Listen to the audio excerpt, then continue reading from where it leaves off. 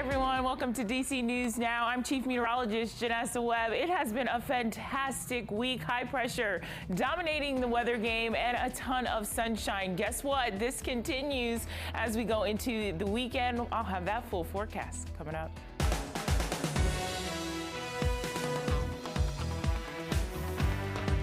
It's a slap in the face to the work of LGBTQIA plus advocates, again, who have been fighting for minimum rights. Coming up now at 9, an order from Virginia's governor could change how transgender students are treated in schools. Tonight, one student sharing concerns about the new proposed policies. Weather shouldn't determine how much you're going to make. Minimum wage. It's a hot topic for workers across the district. Some say it's a no-brainer. Others say it's not that simple. Coming up tonight, how you could sway the outcome. Plus, kicking off Hispanic Heritage Month by celebrating the culture through food, art, and music. We'll take you to the festivities tonight in Prince George's County. Good Friday evening, DC. Thank you so much for joining us for DC News Now at 9. I'm Tasmin Mahfouz. Hi, everybody. I'm Chris Flanagan. Our top story tonight, a new policy from the Virginia Department of Education. It says students must be called by the name and pronoun assigned at birth unless their parents submit a formal request to change them. Yeah, so this new policy is a reversal of the one implemented under Governor Ralph Northam. And our Northern Virginia Bureau reporter Max Marcilla joins us live. Yeah, Max, these two policies are a stark contrast to one another. They really are, because the previous policy, the one implemented under the previous governor, said as long as a child, at school says these are the pronouns and this is the name I would like to be called, well, staff members would call them that.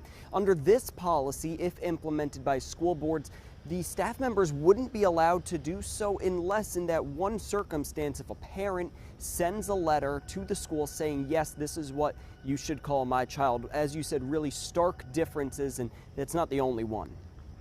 Governor Glenn Youngkin's emphasis on parental rights in the classroom is front and center in this new policy from the Virginia Department of Education. It continues the messaging we heard last month when Youngkin rallied with parents in Fairfax County. What's their name?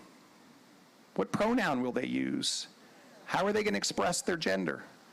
This is a decision that bureaucrats in Fairfax County believe that they should be able to make without telling parents. Today, Youngkin released a statement saying, in part, it is not under a school's or the government's purview to impose a set of particular ideological beliefs on all students. In addition to changes on how staff is allowed to address students, the policy says students have to use the bathrooms that align with their sex in official school records. And while Youngkin is calling it a commitment to preserving parental rights, Fairfax County student Rivka Viscardo-Lichter with the Pride Liberation Project is concerned about the ramifications for transgender students. The reason that parents are not knowledgeable of their child's identity is because if they were, their child wouldn't be their child. Their child would be kicked out, disowned, cut off. And Delegate Marcus Simon, a Democrat who represents Fairfax County, is calling this a way to score political points. This policy doesn't come close to complying with either the letter or the spirit of the law that we passed in 2020, which was supposed to be, evidence-based best practices to provide a supportive environment for kids that were transgender. School boards in Alexandria and Arlington, Fairfax, Loudoun, and Prince William counties have already enacted the previous transgender policy from the DOE. Now they'll have to adopt policies consistent with the new model, though no deadline for when they have to do so is mentioned. And we mentioned some of those Northern Virginia school boards that implemented the old policy. They are only a few, 13 of the 133 school districts in Virginia, according to Equality Virginia. That's an advocacy organization. Again, 13 implemented those policies. Way more did not, caused a lot of backlash over the last 2 years. So we will see how these new policies get implemented. And as mentioned, there is no set deadline for when they have to be put in place. Reporting live from Alexandria, Max Marcilla, DC News Now. Max, thanks. Meanwhile, the Spotsylvania Sheriff's Office will no longer provide security at its school board meetings. A letter from the county sheriff says deputies are being put in situations that go beyond the normal scope of their duties. This move comes after several rowdy meetings stemming from a controversial superintendent pick. Parents are concerned about Mark Taylor's lack of experience in education and racist and homophobic remarks they believe are his Facebook posts. And this November, voters in the district will decide how much tip workers are paid. Ballot Initiative 82 aims to raise the minimum wage, more than tripling the base salary for servers, bartenders, and more. Our Marielle Carbone is following the story for us tonight. Marielle, this is not the first time district voters are considering this.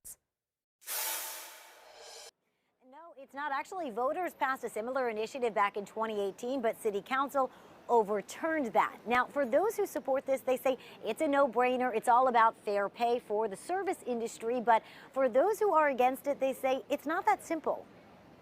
In any other career, you get paid for showing up for work and doing your job. But Adam Eidinger says that's not the case for tipped workers. Weather shouldn't determine how much you're going to make. A former industry worker himself, Eidinger is leading the charge for Ballot Initiative 82, or the Tip Credit Elimination Act of 2021. If passed, it would change how tipped workers are paid in D.C. Customers want to make sure that the workers are being paid a fair wage with tips on top. Right now, tipped workers are paid a minimum of $5.35 an hour plus tips.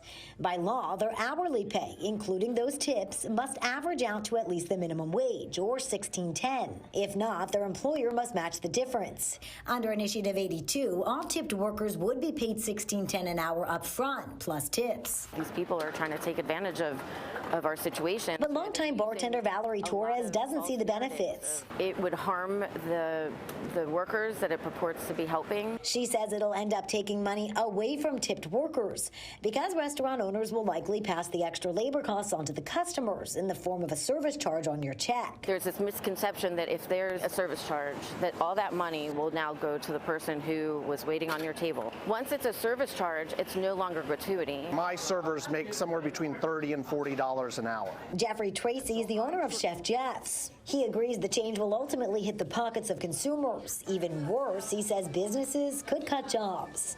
Well, if I had to increase my wages $10 per hour, 25 full-time people, that's a $500,000 expense. You can look at my profit and loss statement. I can't absorb $500,000. This has been done in 7 states, and there was no collapse of the restaurant industry. And another way Eidinger says that this would be beneficial, he says if we were to be in another pandemic and the restaurant industry was shut down again, it would help for unemployment benefits because that base wage, it would be about $16 an hour instead of just getting unemployment at about $5 per hour. We'll get more from both sides of the issue up on our website. That's dcnewsnow.com.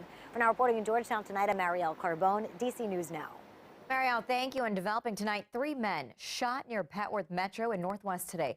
It comes just 48 hours after a double shooting on the same block. Police say someone in a dark-colored car shot 3 men along Georgia Avenue and then sped off. All 3 victims are expected to be okay. And all new tonight, a near-total abortion ban takes effect in West Virginia. It bans abortions at all stages of pregnancy. The only exceptions are for medical emergencies and rape and incest victims who are less than 8 weeks pregnant. Victims under 18 can get the procedure up to 14 weeks out. Republican Governor Jim Justice calls the legislation a bill that protects life. And several roads in Alexandria will be closed this weekend for the annual Old Town Art Festival. So from 10 tonight until 9 p.m. Sunday, John Carlisle Street will be closed between Duke Street and Emerson Avenue. There'll also be no parking signs posted during the event. And best part, the festival is free to the public. That sounds good. Also happening this weekend, this is going to be a lot of fun. Come out to the H Street Festival to meet the entire team at DC News Now. We'll be celebrating all day tomorrow, eating a lot as well. Yeah. Our morning team, Tanaya, Corey, Jackie, and Shanika, all will be there from 11:30 to 4 p.m.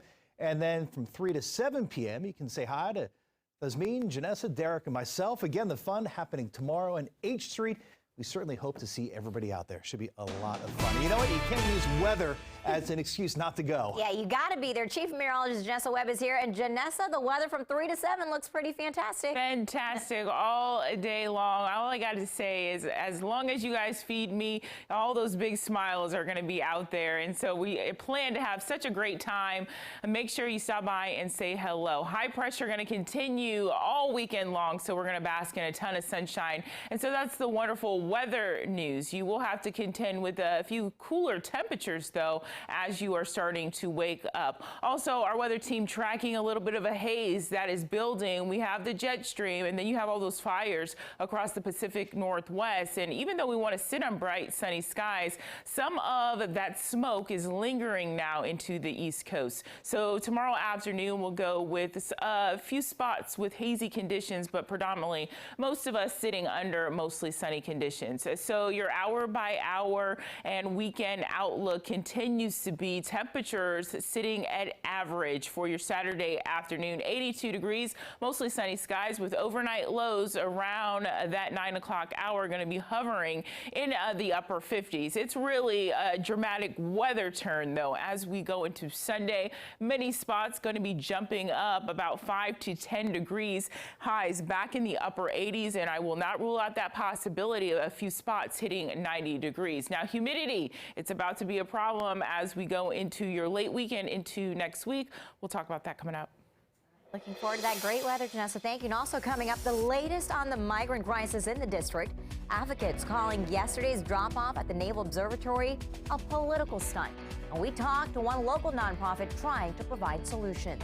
And Hispanic Heritage Month started off with a bang in Prince George's County tonight. Show you how one community celebrated. You're watching DC News Now at 9, covering the news from where you live, from the nation's capital to West Virginia. Stick around. We're back after this.